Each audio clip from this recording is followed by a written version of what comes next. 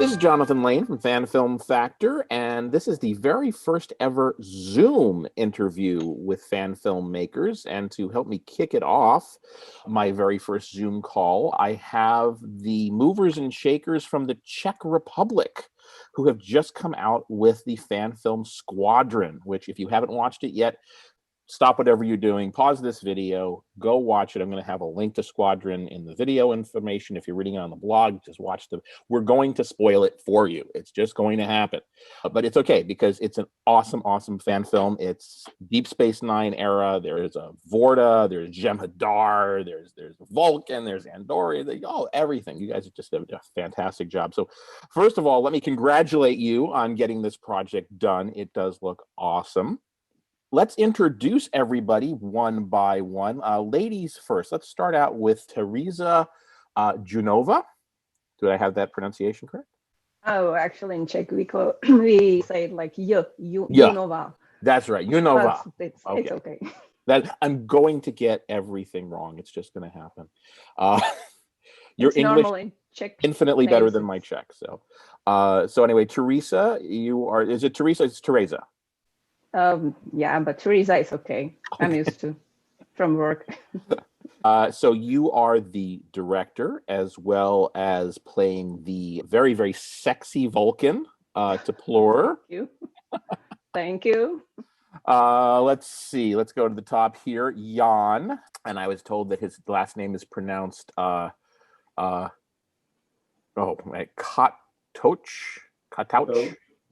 Okay. And you are the writer of this. You are also, we'll discuss this later, you're also a real writer. You were a published author with sci-fi books, which is really cool. And you also played a fallen crewman. I have a cameo there. And let's see, right next to you, we've got Michael. Michael's last name is Husak. Oh, cool. Right. Did I get it? Yeah, you get it right. And you were the Admiral, Admiral Jens Nansen. And you were also a graphic designer. And one of the things about SQUADRON is that your materials for your Indiegogo campaign, and basically for everything else that got uploaded to Facebook, your social media stuff, has been awesome looking. And you also designed the LCARS graphics for the bridge. We'll get to that in a little bit as well, because that bridge set we have to talk about. Then in the middle square, the center square, is Ondra, Andrew. Let's see, Ondra's last name is Vodička. Perfect, absolutely. Oh, man, I'm getting this. I'm ready to go to Prague, guys. I really am. By the way, my wife's parents, they've traveled all throughout Europe in their retirement years. They say that Prague is their absolute favorite city in all of Europe. So I'm definitely coming to visit once this world stops being contagious. And I want you guys to show me around. Anyway, so Ondra was the director of photography. This is an awesome looking episode. He was also their cameraman and their editor. And then we have Jana, and Jana Peclová. Peclová, yes. Peclová, okay. Okay, and you were the sexy Vorta, even more sexy than the Vulcan. You were the sexy Vorta in Rina. Thank you, yes. You're also a costumer there in the Czech Republic, and a cosplayer. Yes. And last but not least, in the bottom square, Jakub, the first of you Czech folks who ever contacted me, Jakub Holly. And before we started this, just before, we noticed that Jakub had a nice little halo around his head. So it's Holy, Jacob Holly. You are now officially holy with your halo. And Jakub you're the executive producer. You were the person who was behind the Indiegogo campaign. And you also played Captain DeSantis. And you are apparently the biggest prop collector in all of the Czech Republic. Is that correct? That's correct. I would adjust it a little bit. I'm the biggest prop collector of screen used props and costumes, and it's quite easy because no one else collects this stuff. So I'm the only one, and that makes me the biggest one. All righty. So you're basically, the biggest penguin in the Sahara Desert. Yes. All right. Well, anyway, guys, once again, congratulations so much on this really amazing fan film. The first thing I want to ask you about is this amazing bridge set that you used. And for folks that don't know, there's actually a lot of people in the Czech Republic who have made fan films on this bridge. There was Victoria Solodova, Victoria Film. She made Mysterious Odyssey on it. And there was FS Films, and that's Radek Belina. He made Patriot, Taste of Apocalypse, Her Prerogative, which was a really disturbing fan film, very unusual fan film that at some point I'll be covering the stuff that he's done as well, but you were my first checks. He also did The Electric Castle recently. And then there was also Diplomacy. That was like one of the first ones you guys did on this bridge. And I know that some of you guys were in Diplomacy. Who raise your hand if you were in Diplomacy? Weren't or Where? If you were. where? Okay. Were. So yeah. So anyway, this bridge has gotten a lot of use. So can you tell us, who would like to tell us a little bit about how this bridge set came to be? That will probably fall to me. Long time ago, in a galaxy far, far away, a few years ago, there was 4 friends who decided that they invest their money and time and everything to building this bridge, and to start shooting on it. And that's what happened. And in the meantime, we kind of split into 2 groups, and each of those groups have a different kind of views and different opinions on how to run it and what to shoot at it. So we kind of split, and that's pretty much it. And it's now being, it's now being run by the FS Film. Okay, now wanting to concentrate more on the origin story of the bridge, though, how long did it take to build that thing? And what year did you start? Does anyone remember that? Was it 3 years? I think it was. No. Yeah, I think it took. Building or over 2 years, definitely. More than 2 years, definitely. It was like from the first idea to first shot, I guess. Yeah, it was a long work, and it was our friend Karel that actually spent most of the hours there tinkering with everything, because he was doing the masks for Squadron. They are perfect. He's now professional. He wasn't when he was doing the Squadron yet, but then he moved to making props for movies, and he's really awesome and skillful. So he actually designed like half of the bridge. I designed the rest of it, like the first pitch of the space, and he just managed to complete everything and final touches and model everything, put their lights, and came with the idea how to composite the LCARs to a physical form. So yeah, he actually spent there most of the hours, and during those 2 years, I guess. How did you make those LCARs? Because I mean, they glow, but I know it's very difficult to get LCARs to glow and the blacks to stay black. How did you guys do that? It's special printing. The foil is printed both sides. From one side, it's the full color with black, and from the back there is a white print that only covers the black parts. So that means that the black parts are double printed, and only the color are transparent enough to let the light through. And then there is another layer of transparent plexi. Now you also have your engineering cutaway shot of the ship, which kind of limits the 3D outside images that you can use, because you have a specific kind of class of ship. So how did you guys decide that was going to be your ship type? I think that the decision came because this bridge of this particular ship, class of ships, was never shown. So I think that Michal will back me up on that. That we kind of didn't want to. We wanted to do something original which will fit the space and something that no one knew. So that was probably the biggest reason, wasn't it, Michal? Yeah, the biggest reason was because it was never seen on the screen. So we could create anything.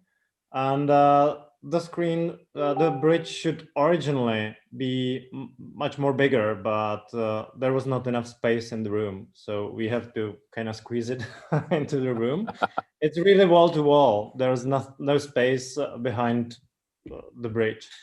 So yeah, that actually defined the size of the bridge. The space that we have, we used it to its maximum. You were before asking for the date, so I just had to pull out some presentation to remember it. But it all started in the spring of 2014, when we kind of start looking for the proper space, which we found in a nursery school about 50 kilometers from Prague, so in a small village. And then the build itself, we kind of built it into two phases. So the phase one was the back of the bridge, like split in half. And that took from the fall of 2014 until the end of 2015. And then the other half of the bridge was like a half year of 2016. So it was finished by the middle of 2016. So it was nearly 2 years. Just in time for the guidelines to come out. Yes, the guidelines were a big step back for the diplomacy, and the whole project kind of really suffered from that a lot. But that's what happens. Like, you can't expect that these things would happen like ever. Yeah, but you guys have done a pretty good job of keeping, to the guideline limitations. You didn't raise more money than you needed to. Certainly didn't go over the $50,000 limit with your crowdfunding campaign, and your runtime is I think it's total less than the 30-minute limit, right? I think it's total 27, even with subtitles. Yeah, so you're all good, and honestly, CBS isn't coming after people who are like at 36 or 38 minutes or anything like that either. So I think you're all good. Let me pardon me. Let me just ask one more final question on the ship class. Did you do your cutaway before you designed the 3D, or before somebody designed the 3D outer ship for you, or did you have the 3D outer ship and then you designed your cutaway based on that? You mean the master situation diagram at the back of the bridge? Yeah. Or what do you mean? Well, so you have that Minneapolis class, or whatever the class of ship it is. There's a cutaway. It's the class was existing. I think it was in First Contact. Yeah, it was in First Contact and in some of the background shots in Deep Space Nine in the big battle scenes. Oh, I didn't realize that ship had already existed. It's a canon class. Oh, okay. Yeah, it's called Norway class. It's Norway class. Oh, okay. I need to give up my trivia expert card because I did not know that. So, all right. Well, let's move on to the writer first. Jan, first of all, you are a writer. You've written how many novels? I have 16 novels out in Czech language, and my third novel would come out in English actually next week. Oh, awesome. Now, next week is actually 2 weeks ago because we're recording this, early. The end of January, let's say. Yeah. There you go. Sorry, now people know our secret. We're not actually recording this on the day it came out. Here's another bit of the secret, by the way, for you guys. It is we started at 1 o'clock afternoon time here in Los Angeles. That was 10 o'clock there in the Czech Republic, PM. And you guys have a 9 o'clock curfew. Is that correct? Is that still on? Yeah, I think so. And that's all because of Corona, right? I'm going to interrupt really quickly because I'm kind of curious how are things on the coronavirus, in your country right now? Well, it's a curfew, but nobody knows for sure because it's total chaos here. Yeah, it changes so rapidly that nobody is able to keep track. But what actually surprised me a few weeks ago is I got a text message from a guy I met in America once about 7 years ago, and he said, "Hi, you probably don't remember me, but I saw in the news how bad it is in the Czech Republic. How are you?" And I seen this person like once. So let's put it this way, as our prime minister says, we were best in COVID. That's what he said in the summer and spring. Well, now we're worst in COVID. So, you know, these things happen. So yeah, and I remember because I was talking to Jakub over the summer, and you know, they were partying in Prague, and everything was great, and you know, we were, you know, shutting down or not shutting down depending on where in America you were. And I know the things have gotten really bad for you recently. Are you guys going to be getting vaccines soon? Are there vaccines in the Czech Republic? We don't hear stuff like this in America. some people are already getting them, like the doctors and elderly. The elderly. Yeah, we're trying to get the elderly as well. Our rollout did not go quite as well to begin with. So we're trying to fix that now after January 20th. So hopefully we'll get better. All right. Anyway, back to sci-fi and fan films and sci-fi authors and whatever. So Jan, your sci-fi novels, are you being published by a professional publishing company? Or are these, you know, books that are in Czech Republic? I have 2 professional publishers. So it's called trad publishing, like traditional publishing, and on the English-speaking market, I'm going indie or independent publishing so far, and that's what I do. Well, that's awesome. So you decided out of the blue you wanted to write a fan film. How did that happen? The guys came to me and basically said, you know, we've been doing, and at that time I think it was Jakub and the whole group, and they said we want to try something else than diplomacy, and we want something with more action and maybe something more dramatic. And I think Jakub said he would like something like The Wrath of Khan, and I said okay. And I actually like Wrath of Khan, and I've probably seen it with Nicholas Meyer commentaries more than I've seen the movie itself. And for those of you who don't know, Nicholas Meyer is the director and screenwriter of The Wrath of Khan and some other projects as well. Anyway, so we wanted to write some action, and I was excited about that. But you know, we only had the bridge set and the captain's ready room set, you know. And I said, well, what is good about Wrath of Khan and all the naval movies and submarine movies is that we have cuts like from ship A to ship B, and that's where the idea of having a squadron of ships which are of the same type, so we can use the same bridge, come from. Brilliant. Yeah, so I decided to like use squadron of 4 ships where, slight spoiler, one of the ships gets hijacked by the Dominion, by our lovely Vorta here. Yeah, and like this like fights against the other ships, so we can do this like movie cuts, and we can still use the same bridge set. And I also, on the character level, I wanted to have an admiral as the main character, because in most Star Trek shows, the admirals are more or less the antagonists. Like they come to the ship and boss everyone around, and they always end up being wrong. So I said, well, let's have this Michal's character be the admiral and like be right all the time, you know, and greatly annoy the captain.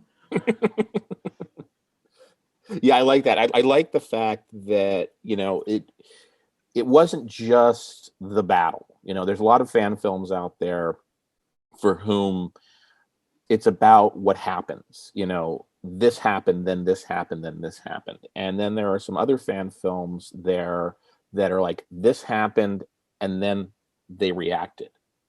This happened, and then they reacted. And, you know, I'm not trying to say one kind of fan film is better than the other, but I think that there is so much room to develop characters when the things that happened have repercussions, you know, that we actually see people dealing with them. I have the same issue with Discovery. My first 2 seasons of Discovery, I felt like there was never an opportunity for the characters to really breathe, that, you know, things would happen, and then, you know, you'd just be rushing to get to the next beat, and then that beat would happen, and then everybody would be rushing to get to the next beat. So I like that, the pacing, you know, when you watch Squadron, you know, it's obviously a fan film, you know, but as fan films go, the story of it, to really see some of these interactions between some of the characters, and specifically, the Admiral and the Captain and the Vorta and the Vulcan, really kind of keep it going. It really keeps you invested in what's going on there. So really excellent job on that. Let me move on to, just in time for Teresa to drink some water. I'm going to vamp a little bit to give her a chance to clear her voice there. But Teresa, so you are the director, obviously the arguably most important job on the film. I know everybody has an important job, but you were the one who got this script and had to say, okay, I need to make a movie now. Well, first of all, how did you get roped into this? How did they convince you to be the director? And then what did you do once you were? Well, actually, I was at the beginning, I was involved just like the actors. I was supposed to be the Vulcan. And like in summer 2018, which was, I think, a year after the script actually was written, right? Mm-hmm. Then I was asked if I would be willing to be a director. To be honest, at first, my first idea, no way, you're mad. But in the end, I said, why not? It's a challenge. It's something I can try. And I would like to see the movie be finished or be realized, because I like the script definitely. So I just said, why not? Because I know the guys, I know how they work. So that's what it actually. Now, did you meet everybody on the diplomacy shoot, or were you friends before that? Yes, I was working on the diplomacy as well. I had one small role in the first episode. So I had some experience, just I was helping with the script, etc., etc. So that was also helpful. And I know, other people who were helping us, even Xil, Jana Krčmářová, for instance, who is a big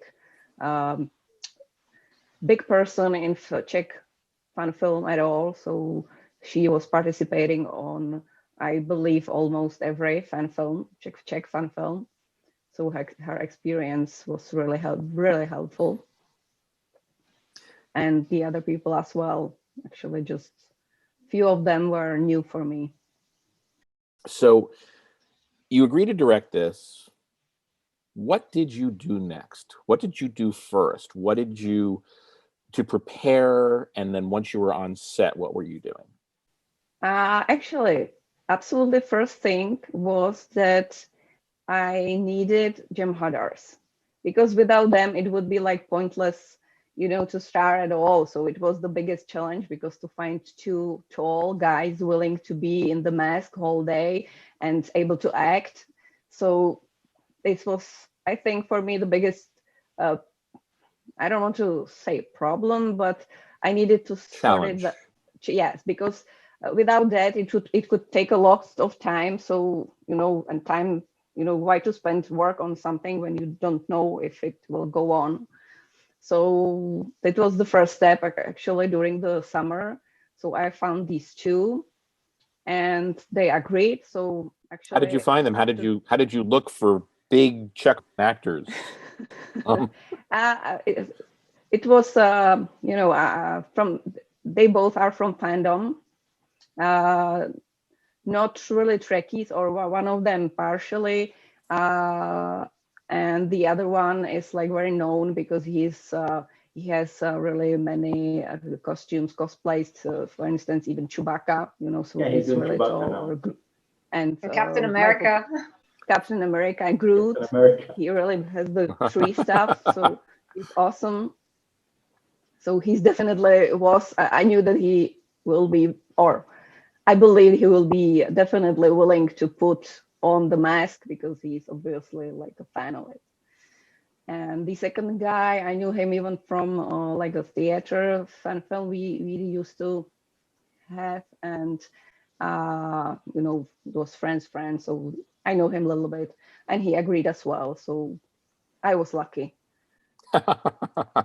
All right, so you've got 2 Jem'Hadar. That's step 1. What's step 2? What did you do next? Next, I partially was asking other people for the roles and started to prepare really the plan, working on the script, because I get some last version which still needed some shortcuts or short cuts. Sorry.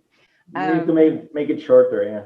Yes, make it shorter because of Now, the did you make it? Yeah, guidelines. Okay, because yeah, especially. So it was step 2. I have discussed it even with Jan and even with guys, because Jakub and Karel were working on it previously. So it was like about the discussion. And so I was also working partially already on the timings, because when I was reading him, I was like trying to, read it and estimate how long it will take, because there will be some pause, there will be some scene without, CGIs and etc. So it was the second step of it. And also, of course, looking for costumes or how to make them, or what do we have or what we are able to get. And the props and the masks, of course. And it was like slightly related to each other, because, for instance, the masks in the original script, there was also denobulin. How do you say that? Denobulin. But only just for in one scene, which was like my first officer. In the movie. But it's a really big mask again, so expensive, too much time to put it on during the shooting, etc. And expensive. We said that, I think. So we just decided that we will cut this scene. So I asked the script writer and the writer and the author and the big guy in one to figure it out how to put it there, because it was key for the points that he is the Nobulon, so it has to be at least mentioned somehow, which we did. No, you worked it in pretty well, actually. Yeah. I didn't even miss him. I didn't miss seeing the denobulin. I would have liked to see the denobulin. No one misses a denobulin, He will not be missed. Yeah, I do have to say, I don't think we've actually seen a denobulin in any fan film, but you're the first one that I've seen that has even mentioned one. So, And I believe Teresa also asked me if I would mind if we switched the gender of one of the captains. Yeah, that's true. Because the Andorian was supposed to be male originally, but then because of the actress availability, we switched it to female. Exactly, because actually she even in past I think it was in hidden stories or where, because she already had like the mold stuff, and she partially had the mask already done, so it was like easier and cheaper to reuse it for her, and even the role I think fit her in Global, because I know her, it's a friend, and she really likes. In my mind, she was really like the captain we needed. So it was perfect choice, from any way. So I wanted just to confirm with the writer if it's not a problem for him. And it wasn't, definitely. Oh, who the heck cares there? But and then you blew her up. Yeah. Which, by the way, going like USS Red Shirt, Yeah. Well, that's the thing is, as you're watching this, it's called Squadron, and then by the end of part 1 or whatever, you blow up one of the ships. So, kudos to you for. That's what my books are about as well. I blow shit up, Actually, that's a funny story, Hanzo. He is taking names of his friends to kill them in his books. Yeah, that's true. I do that, but you can't kill your friends. Who can you kill, right? Yeah, well, it's called in English. It's called either redshirting or turquoisization, and I do it. Many authors do it. It's a funny way and to honor your friends. The only bad thing that happened was like 10 years ago when some friend asked me to redshirt her very unpopular university teacher, and he ended up dying in the real world as well. But well, he was in his 80s, so let's hope it was not my fault. I don't know if you guys, because obviously your Deep Space Nine, Dominion War thing, but I don't know. Did you see the Deep Space Nine documentary? What We Left Behind? Did you guys see that? You might not have. Raise your hand. Who did? Okay, well, anyway, it was a crowd-funded documentary film, and if you can get your hands on it in some way, maybe ask Jakub for it. It was basically. Yeah, actually, I think Hansa has my Blu-ray or DVD. Yeah, I think I have it somewhere, and I haven't watched it yet, but I can return it to you. It's totally worth watching. But here's the thing. So at that point, all of the surviving cast, all of the cast of Deep Space Nine was still surviving. Everybody was still alive. And so as part of this documentary that Ira Berg did, they got the writers back together to basically brainstorm a season 8. And they brainstormed this amazing first episode into the rest of the season of season 8 of what it would look like. And it was just amazing to watch the writers do it. It's about a 15-minute clip. But one of the things that they decided to do was to have Nog take a ship back through the wormhole. And just as he's coming in, the ship is destroyed. And they kill Nog, in the first teaser, the first 5 seconds. And it was. And then the actor died in the real world. And then Aaron Eisenberg actually died, and I was like, okay, that that was creepy. People also ask me how I named the 4 ships the way I did, and I usually don't think too much about the names. I got instructions that this class of ships needs to be named after cities. Okay, whatever. So I have lots of friends in Minneapolis, so that the flagship was Minneapolis. I have friends in San Jose, so that's San Jose, California. So I've named, and the other one San Jose. I think the next one is Nuuk, which is a city in Greenland, where I didn't know there were cities in Greenland. Yeah, there's when I was working in a publishing house, I was editing a book by Czech couples who live in the past 20 years in Greenland, and so I knew about Greenland, I knew about Nuuk. And then Luanda, I just like the name. Luanda is the capital of Angola, which probably only Jana knows because he's the. I didn't know that, so but that's cool. Okay, well now we know what the ships' names are. All right, so we're going to transition from Teresa over to Ondra, but we're going to do it kind of in concert because we're moving in from pre-production now to production. And obviously, not only the cameraman, but the director of photography, it is your job to make sure that these 4 different bridges look different, even though they're all the same set.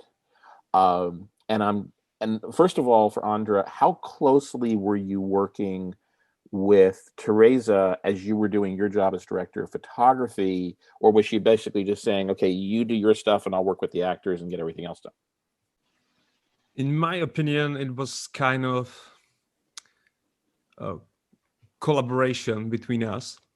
And I think that we, created everything together. I had some vision how the shots should look, how the sets should look. We have we didn't have so many options to do something with a set because it's just one set. We have four ships, and so we decided to change it by the colors and by the people, and there was that was just the only option we could do to make 4 different bridges. So that was basically that.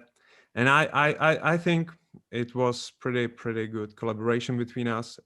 So, Teresa? I sometimes felt like we said in the movie, like the Admiral said how and where, and Captain said how. So I just told him what we need to do, and he said how we are going to do. I think it works perfectly.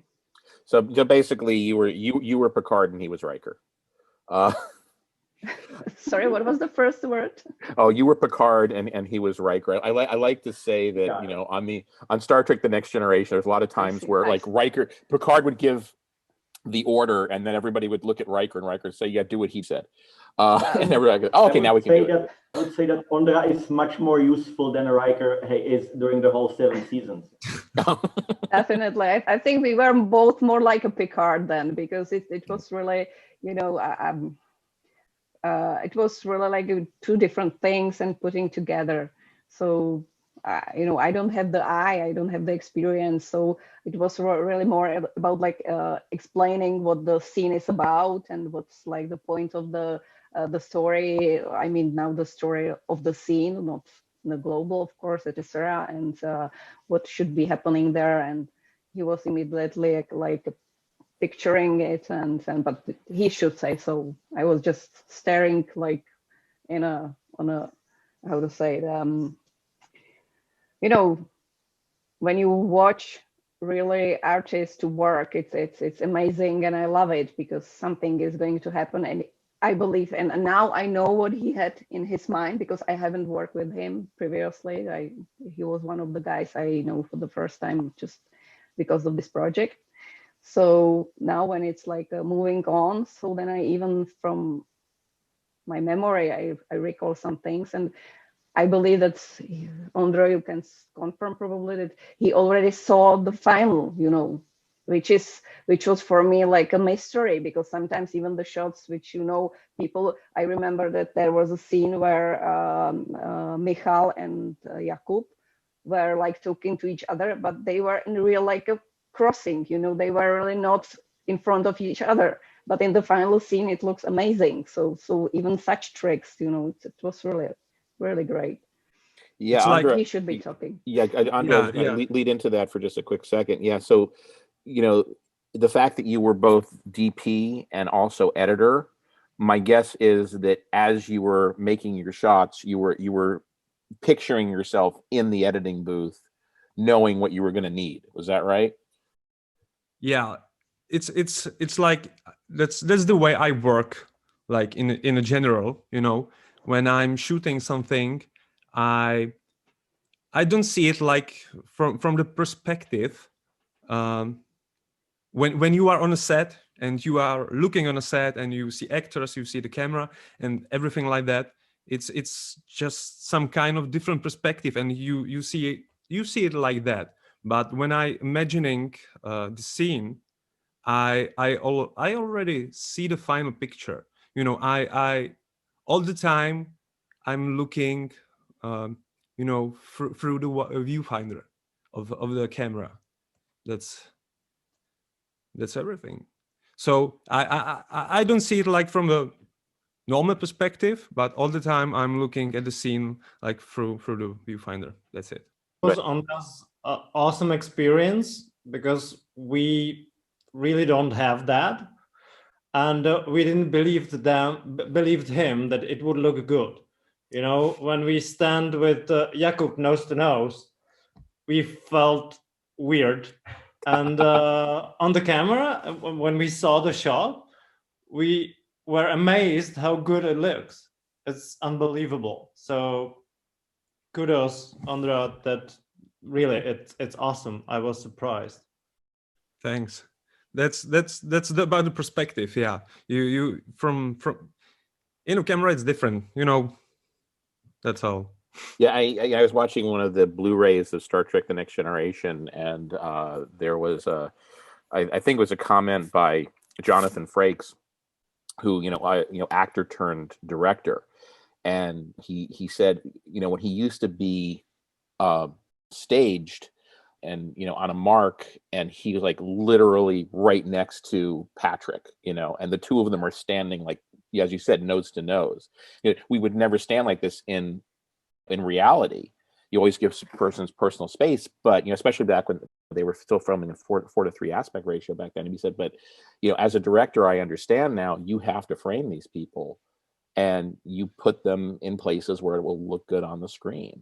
You know, so Ondra, yeah, you definitely, you know what you're doing, and you can tell that. I mean, you can see from Squadron that there's a certain professional quality to every shot, and I now know what that looks like. And I also know that from a camera perspective and also from a photography perspective, one of the things we say, I'm a photographer, not really a videographer, but I'm sure that there's some aspects that are similar. But a person who is just a regular, average person taking a photograph looks at the center of the frame. And an actual photographer never looks at the center. They always look at the edges. So if you want to take a better photograph, don't look at the center. You don't care who's in the center. You don't want the head centered. You want the head up here. So you don't want to waste, all this sky above or whatever. You want, interesting stuff. So, to have an eye for composition, Ondra, it definitely comes through. And the lighting, I think, the lighting works as well. You can see as the bridges change that even just that little bit of lighting, I know which bridge I'm on. But you are also, because as a director of photography, you're not just lighting in terms of color, you're lighting the characters. And so, also, and there were some dark shots, shots where you go to red alert. There's shots where you're dealing with people whose skin color is green or blue or whatever. I'm sure that those created different challenges for you as you're just moving the lights around, right? Yeah, the lights was one of the most challenging thing, in my opinion, because the budget was pretty low. I had some budget on every weekend we were shooting, so I had to cut a lot of things. With a bigger budget, we could, afford more lights, better lights, and also the camera and everything. So I moved on, and I was thinking about how to do that the best way we can do. So problem was that many of the lights was already built in, so you cannot move them. So basically we were how will I say it? You were more covering the lights than adding them. Yeah. It's at the start we wanted to make it, we wanted more light to not be that dark, and then we turn off the lights, and I saw the red alert lights. I was like, let's make it a little bit darker, let's make it different. So at the end the lights wasn't so problematic. So there's really one important thing to add, because people imagine that there's a lot of people on the film set, and even if you look, for example, on behind the scenes of Axanar, there's so many people, running around and working on that. But we don't have this kind of luxury. So our team was maybe Teresa will help, was quite small, so some people were doing multiple things, which in the movie industry doesn't happen. How many people were on the set, Teresa? I mean, in terms of the crew? Depends which day you mean, because the biggest day where we were shooting all those crews, that there were, I think, over 20, 25 people at once. But usually it was around 10, 15 max, I would say, 10. That leaves 5 people for the crew, right? Not for the crew of the ship, but I mean for the shooting crew. Yeah, because you have 5 people in front of the camera. Yeah, but okay, on the set, because if you count really just the set, then 5 up to 10 definitely, from 3 to 6, 8, and I count even the guys behind the doors for the turbo lift to let it open, of course. They are not really on the set, they are behind, but I count them. Now, once you finished production, it was time for editing, right? Did you have everything that you need? First of all, I don't know, when were you actually producing and filming this? What months? Because I think it was mostly before Corona, right? You mean producing? Filming in production. Filming, shooting, really. Yes, shooting. Yeah, it was just, now it's actually almost exactly 2 years ago. It was 2019 February we started to shoot. So it was during the weekends and up to April. And then we also shoot in June in Prague, like the first scene. It was in one hotel. So then when everything was in the can, then did you start editing immediately, or were you waiting for a little bit to get started on cutting everything together? We started just after we wrapped the shooting, right? I guess. I'm not sure. It's we didn't hurry because we were dependent on the CGI, which was like our biggest how to say it, I don't know to say issue, but like a delay, because it's like problematic. Yeah, we'll get to the CGI in a little bit. By the way, we get to Jacob, we'll get to the CGI. So definitely we didn't hurry, and Ondra was also busy. So I recall just after the summer, even we were like preparing the first rough cut, the choosing the scenes and put them just all in one line. And then Ondra like make the first versions, because we needed them actually even for the CGIs, because like Pavel, then even later after campaign, Sam just of course needed to see at least basics what they are going to like work with. So during the fall, I think there was the first rough cut. The rough cut. How many different cuts did you ultimately have before getting to your locked edit? Ondra? I think we have, there are not scenes that we are not using.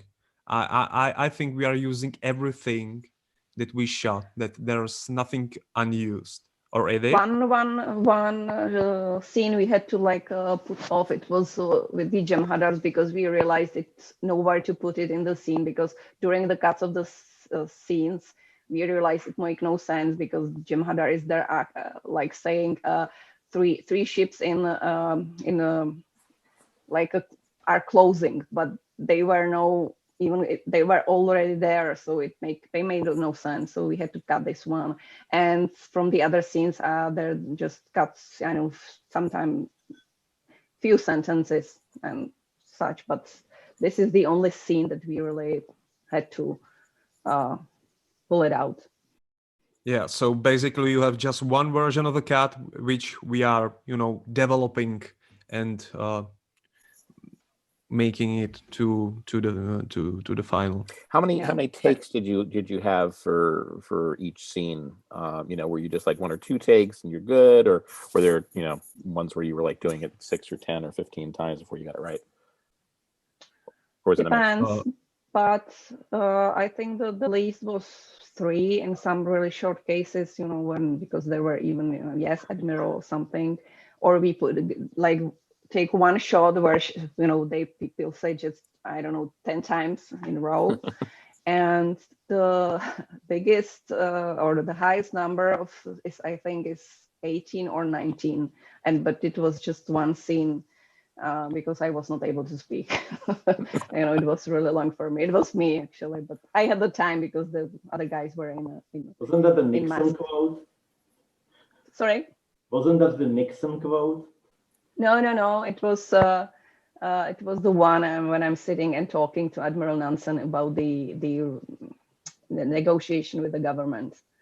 So that was partially because I had the time, so I was like more playing with that. But otherwise, it was around 8-10 usually. Yeah, and sometimes it was on me, because we had the vision how to make a shot, but sometimes I was not sure, so I changed the movement of the camera. So that's the one that we sometimes took like 3 another shots from a different perspective, or we used a different movement of the camera. So now I do have to say, Teresa, you're acting as a Vulcan, which I know it sounds almost like a contradiction in terms, but Vulcans don't really act. But the fact is that, you know, you pulled it off. You pulled it off amazingly well. It's not easy to play a Vulcan. A lot of people do it wrong.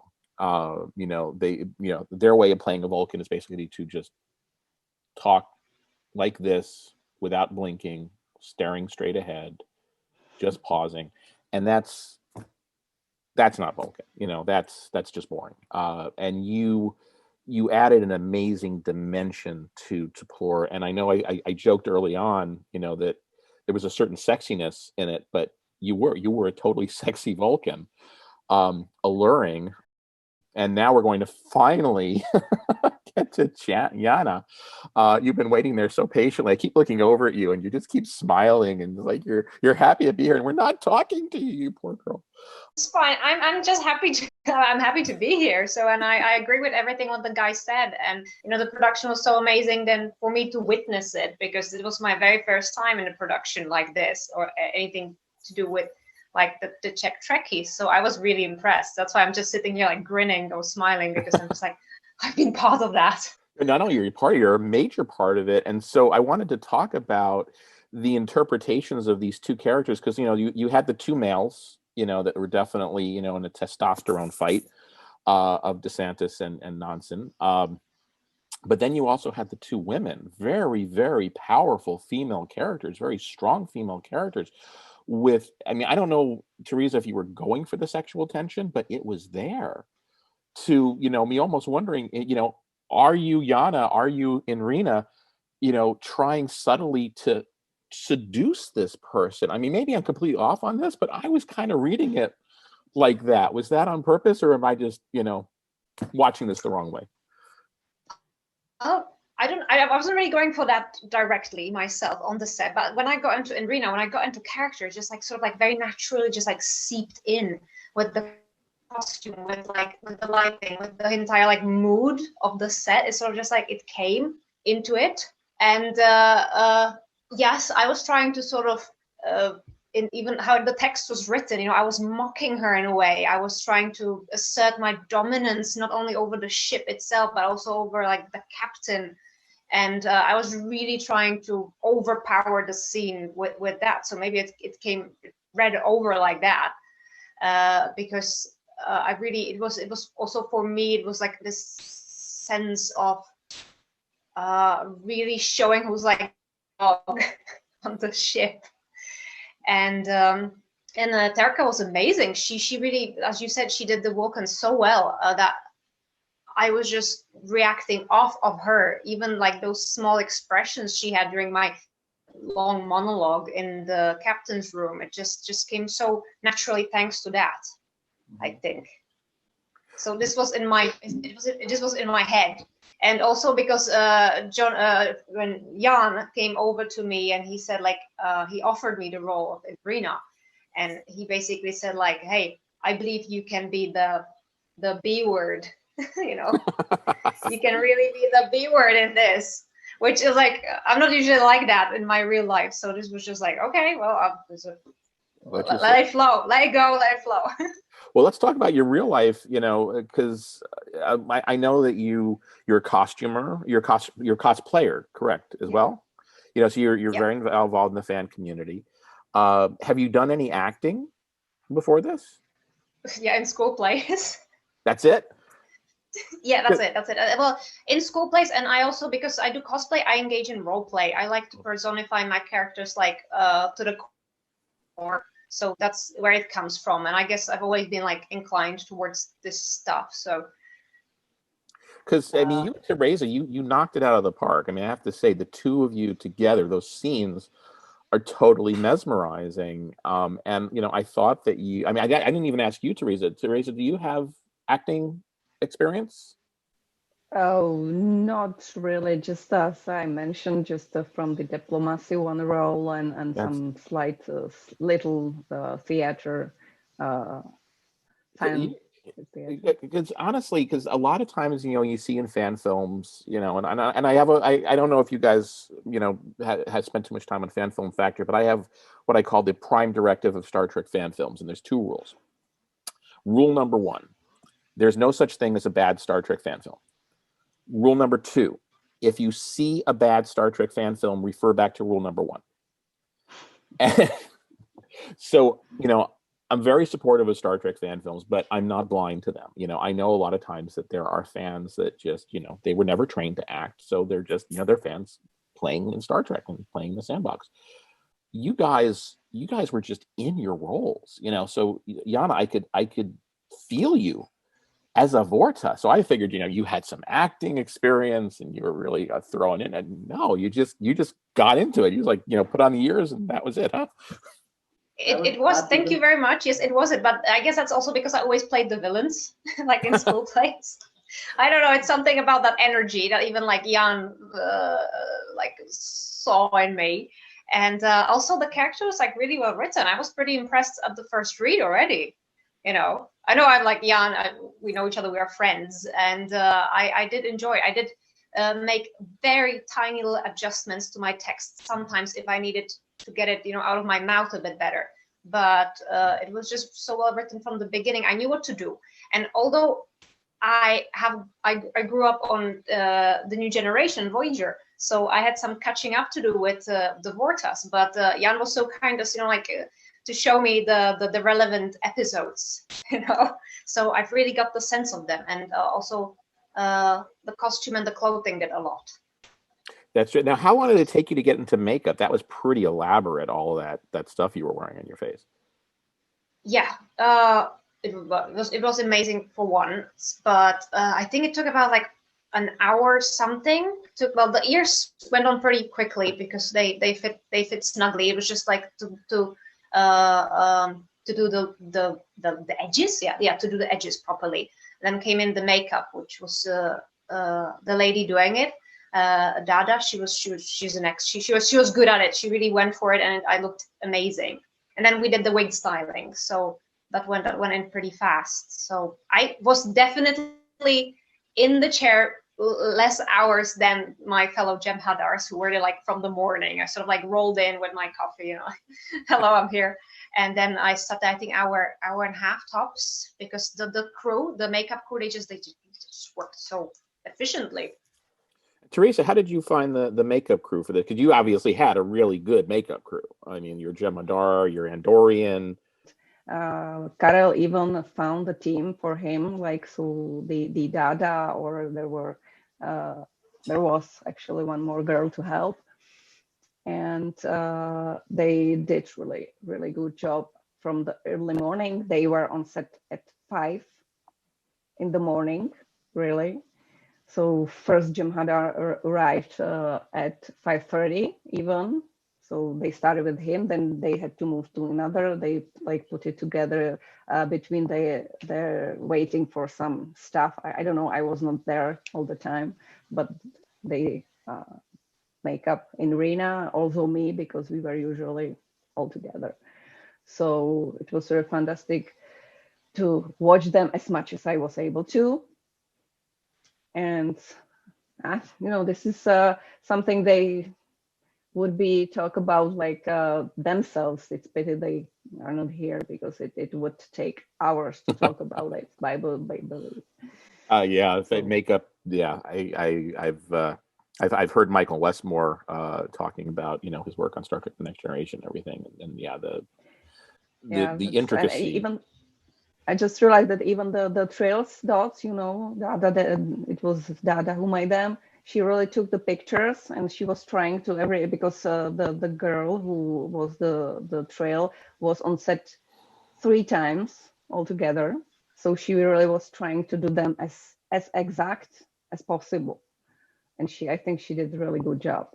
And then once you have that makeup on, by the way, I was in a fan film once many years ago, a Hidden Frontier episode, where I had to play the space alien, and I had stuff. It looked a little Kardashian-ish, but I wasn't quite a Kardashian. But you can't touch your face.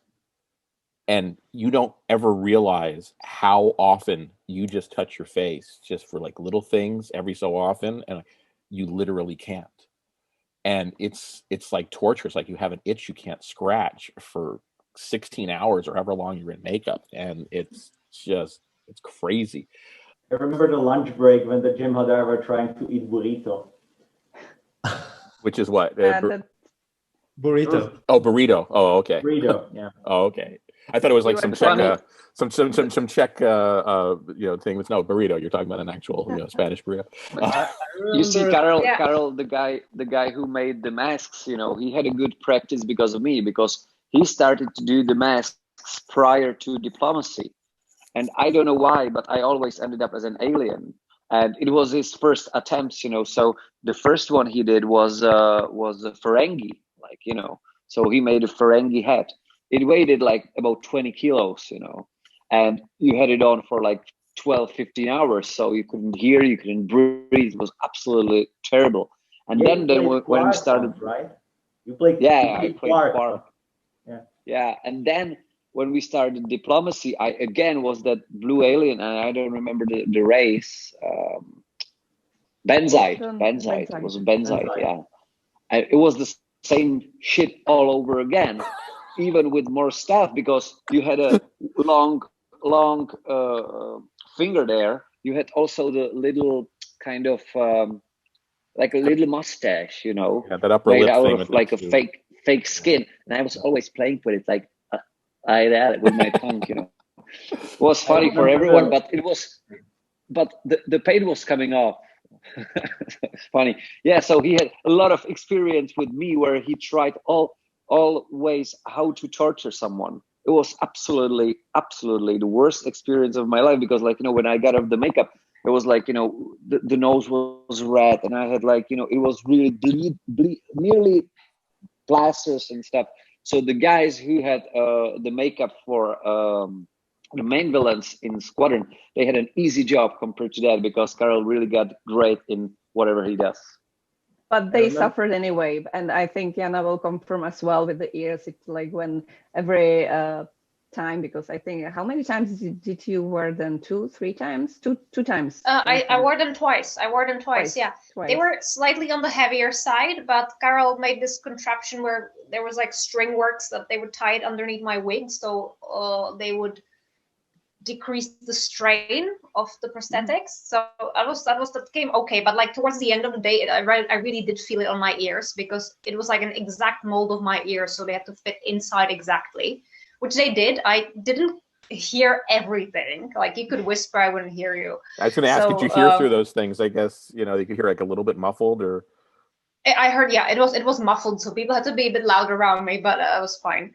And yeah, well, I tried during this, when I didn't shoot a scene, I tried to just sit and like not talk, not move, so nothing would come apart, but it was really well glued on. To be honest, we actually had a hard time getting it off. It's like trying to pull it off.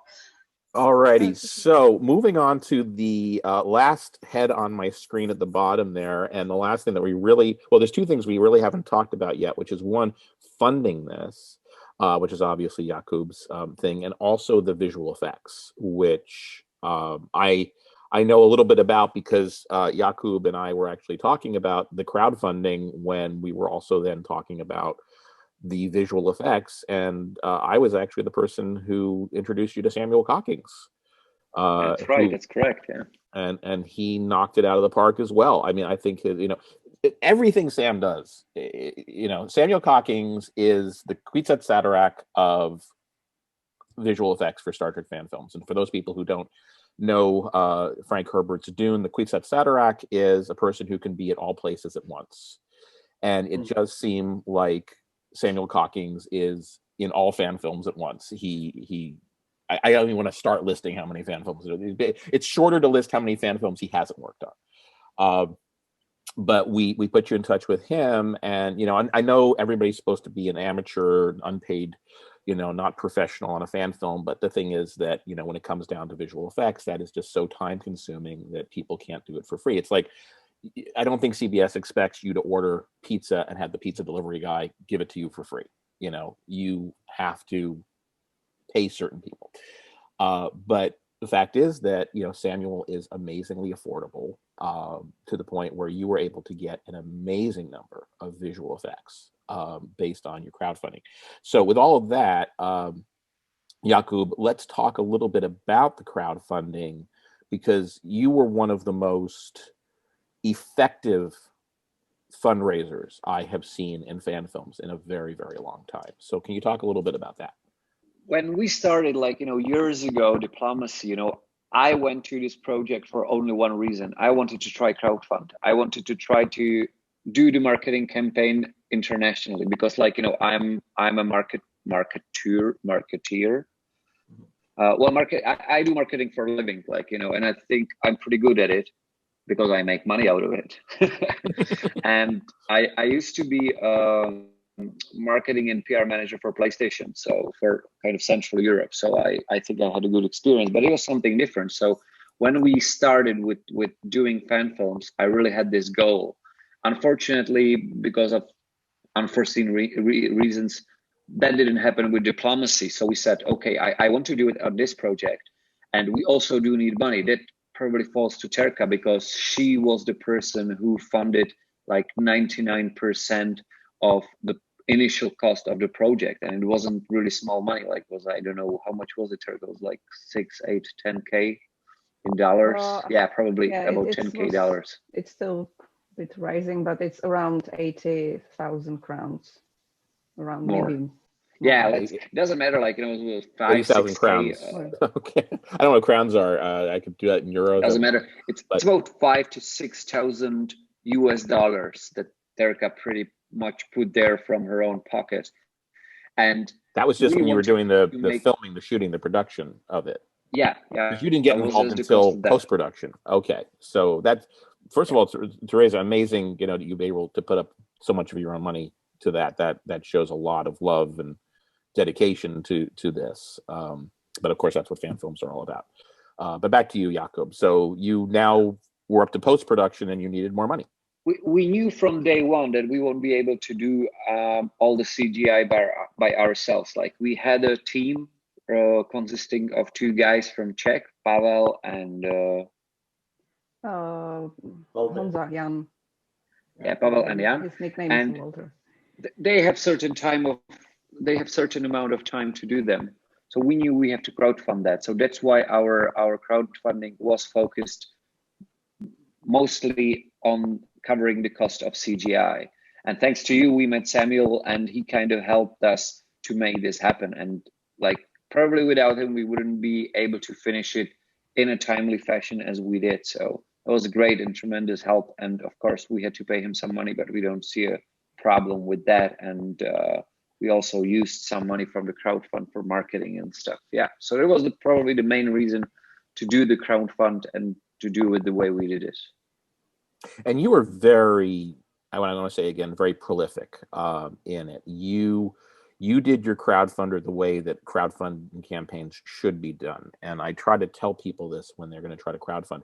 You don't just turn on the lights and expect people to find it. There was a movie in America called Field of Dreams, and there's this person, the main character, Kevin Costner, gets whispered into his ear, if you build it, they will come. If you build this baseball field in the middle of your cornfield, people will just come. And at the end of the movie, they did.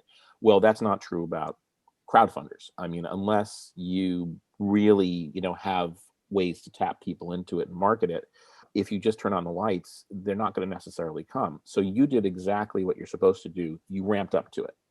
You had a whole bunch of stuff in the months leading up to it saying Squadron is coming, the crowdfunder for Squadron is coming. And then once you were there, you had 30 days or I don't remember, was it 30 days or 60 days of crowdfunding your campaign? Well, 60 at the end of the day. Yeah. Yeah.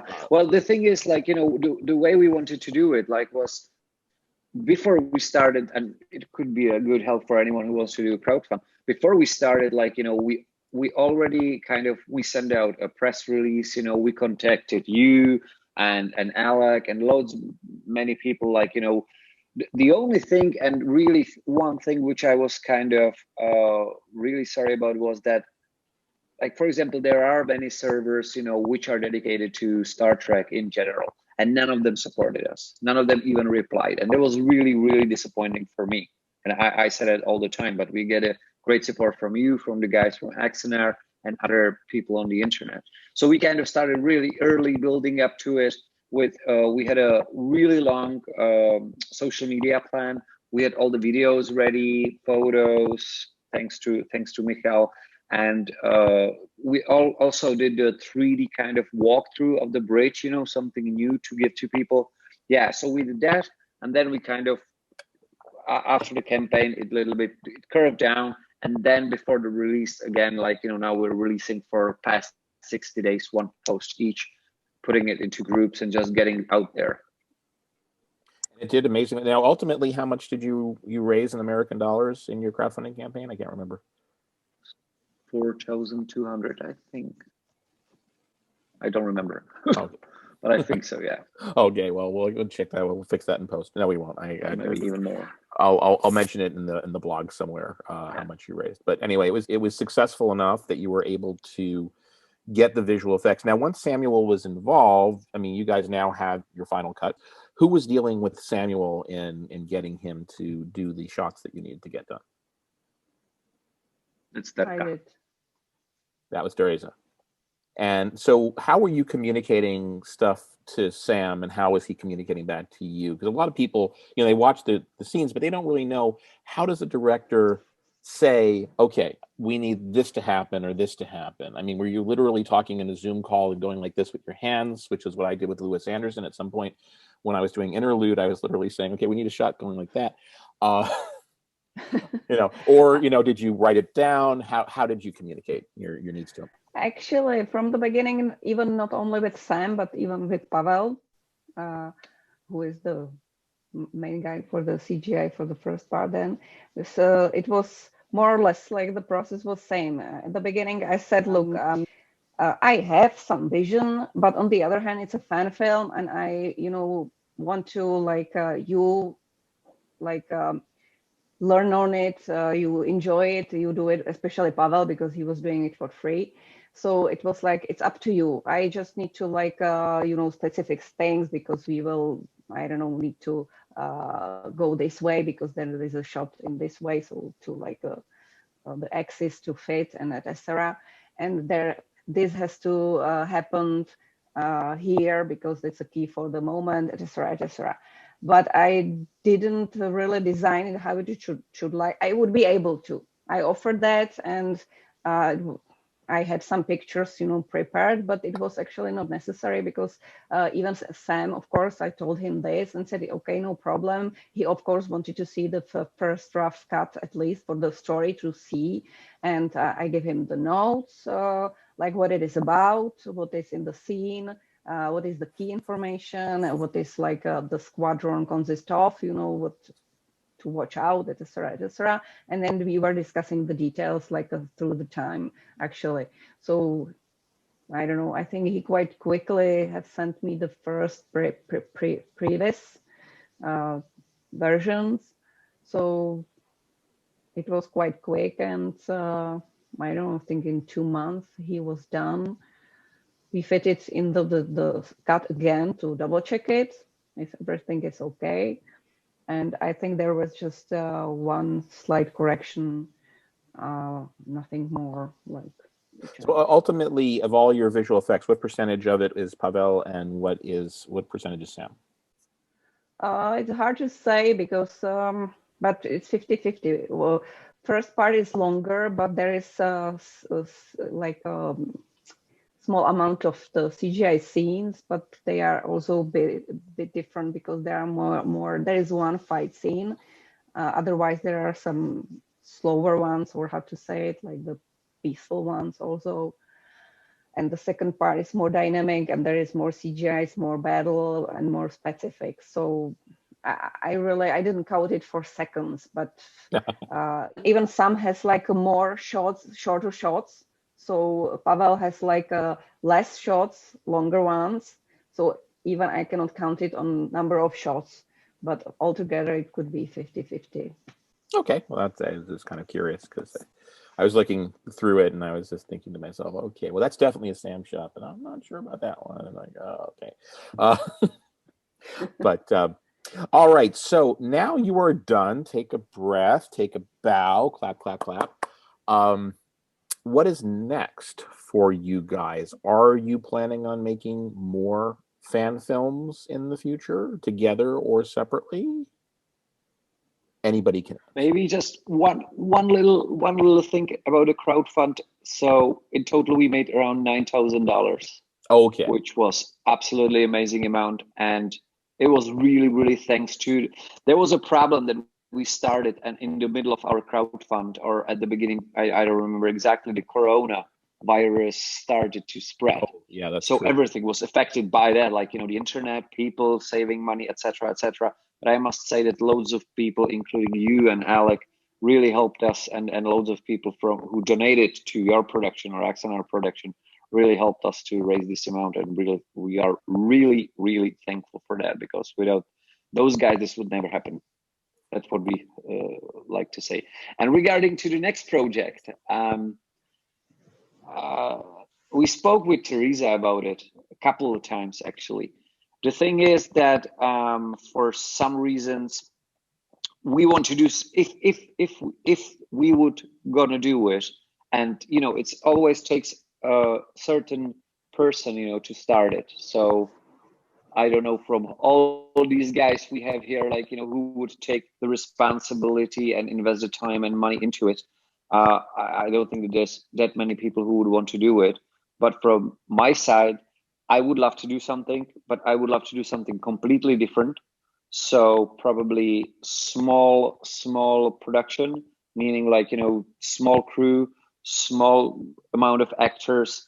So yes, probably in a future, I would love to do something, but it wouldn't be this year. And I think it might be next year. That would be me. Yeah, I mean, it's probably not going to be this year. I think there's not going to be a lot of stuff happening this year anyway, until the vaccine becomes more prolific. But Teresa might have a different opinion. Maybe she wants to start this year shooting something. Well, it's always pre-production. We all know that I also have ideas and something about how can we say it in live, like about, I have ideas about definitely not a sequel. Just make it clear. Okay, It's you don't need definitely a not a sequel, you know. But no, you had a beginning, a middle, and an end. I think you're okay, and you killed off half your characters anyway, so more than half probably. yeah, but I think my one point is that, you know, we, of course, because of the guidelines, we cannot use the same characters, you know, but we can have a new clone of the same Vorta, you know. Yeah, you could, and you know, yeah, I definitely want to see that Vorta again, you know, in any way, shape, or form. But anyway, yeah, the thing about the guidelines is there's so many fan quote unquote series out there. You know, if you use some characters again, honestly, CBS isn't, you know, I mean, look at Dreadnought Dominion, and Vance Major is using Menard over and over again, and the various Potemkin Pictures creative groups, you know, they're trying not to call themselves fan series, but you know, it's the same characters, it's the same ships. And honestly, I think, you know, CBS wanted to cover their asses. They wanted to say, okay, we've given the fans their guidelines, you know, and now CBS is moving on. We've put out that fire. Let them have and play in their sandbox. And I think, you know, this is me personally, I think that, you know, unless there is another Axanar other than Axanar, which, you know, has its own, you know, ability to be created because of the sequel, the settlement. But unless there's another Axanar where you get fans raising $500,000 or $1 million or whatever, and, you know, creating something of that ridiculous quality, I really think CBS has better things to do with their lives. And I have a number of readers who always comment every so often, you know, CBS should really revise those fan film guidelines because they're too restrictive. I say, you know what, leave them alone, because the last thing we want is for CBS to wake up and notice us again. Because right now, they're concentrating all the various treks.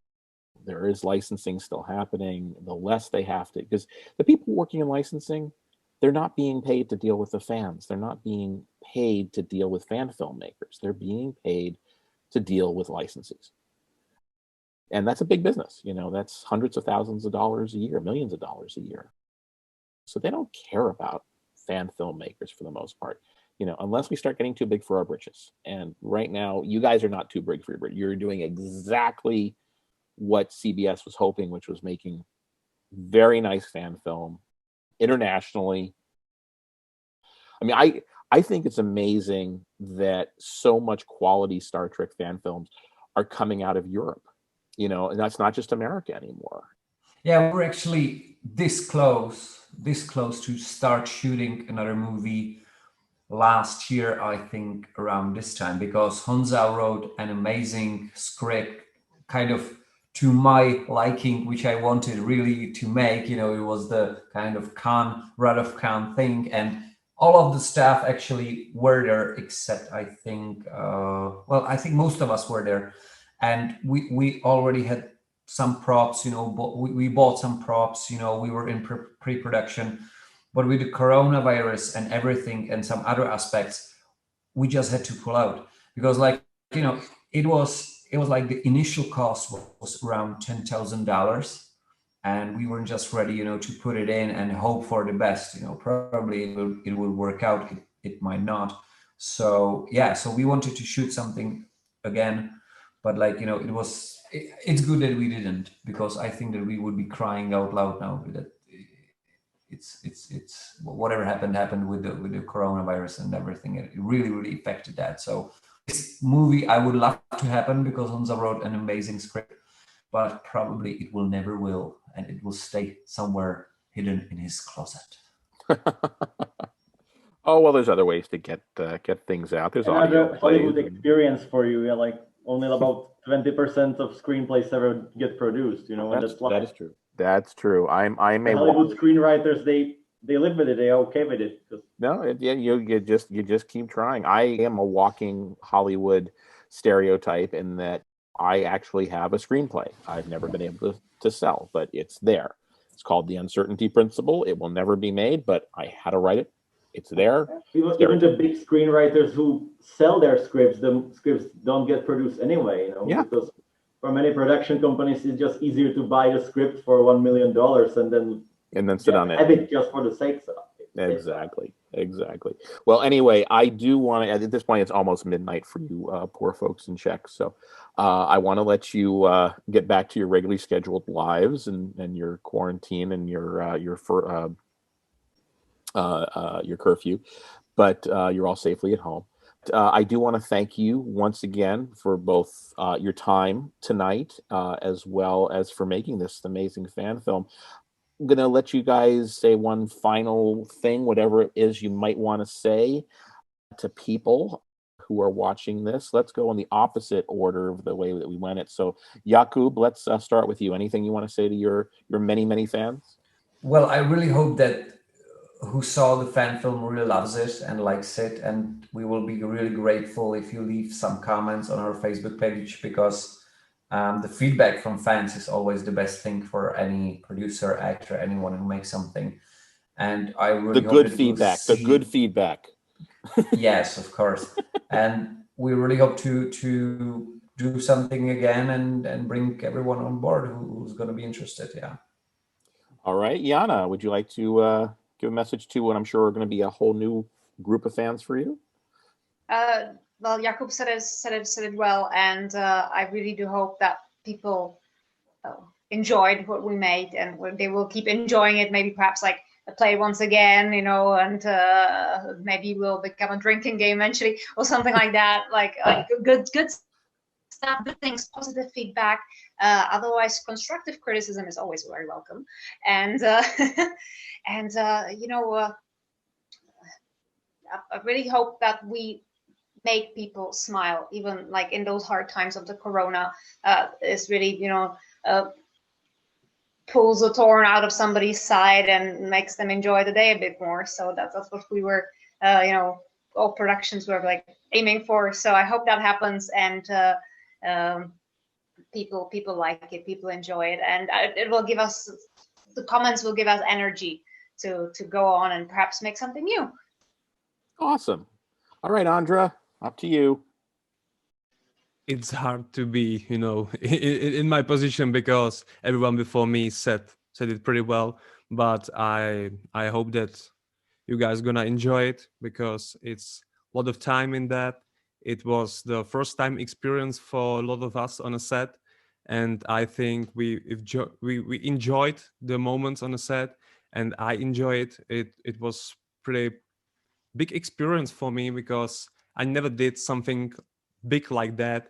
I never had so much responsibility, because of I was, you know, in many different I was doing many different things on the set, so it was pretty good experience for me. And also, I was always making, videos and things for my own enjoyment and also to entertain people. So I hope that it will entertain people as well. And also, I hope that I hit the mood of the Star Trek, because I'm more like fan of the Star Wars, so it's different. It's different universe. So I hope that there is some kind of the space feel and those things in the movie. There's space for both franchises. How about that?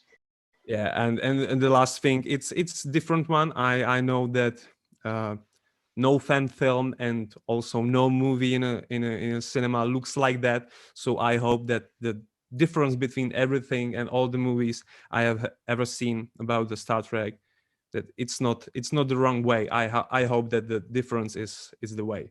This is the way. Perfect answer. And Teresa, now you are a first-time director successfully. So, congratulations on that. Any words that you would like to give to the fans and or to other potential prospective directors who are doing this for the first time? Probably just one thing. If you want to do something like that, be lucky as me and surround yourself with such good people and perfect team as I have. Aww. Because it's everything. Yay for Jana. All righty. And Mikal, sorry. Well, Teresa, the perfect team was your doing completely, because you were able to put all those people together, and you communicated with everyone, and you just, you just put the whole crew together. So it's your doing. So the thing that it worked is on you. You made it work. So thanks to you for that. And to the people, I hope you liked it. It was a blast. It was an amazing experience to be part of Squadron. And I hope I would be able to be a part of some next project again sometime. So hopefully, I hope you liked it. And last but not least, Jan, who started this whole thing in his mind. So I agree with everything that was said before me, and I said that for a writer, it's really amazing to see something you've written be turned into big screen. And I honestly got goosebumps when Teresa was quoting on War as her character Peclová in the scene. And so I got goosebumps when she was doing that. And even I wrote it, I still got goosebumps. So it was just an amazing experience. And I echo what everyone else was saying. I hope we get to do something like this again. Well, I hope so too. I don't speak any Czech, but how do you say thank you in Czech? Děkuji. Děkuji? Děkuji. All right. Well, I want to say a big děkuji to all of you for your time, for this amazing fan film. And I want to give you a round of applause because you did an amazing job. So thank you all. And I hope the world turns back to normal again and I can come to Prague and I can give you all big hugs and be able to thank you all in person. So thank you all. Thank you. Thank you. Thank you. Thank you too.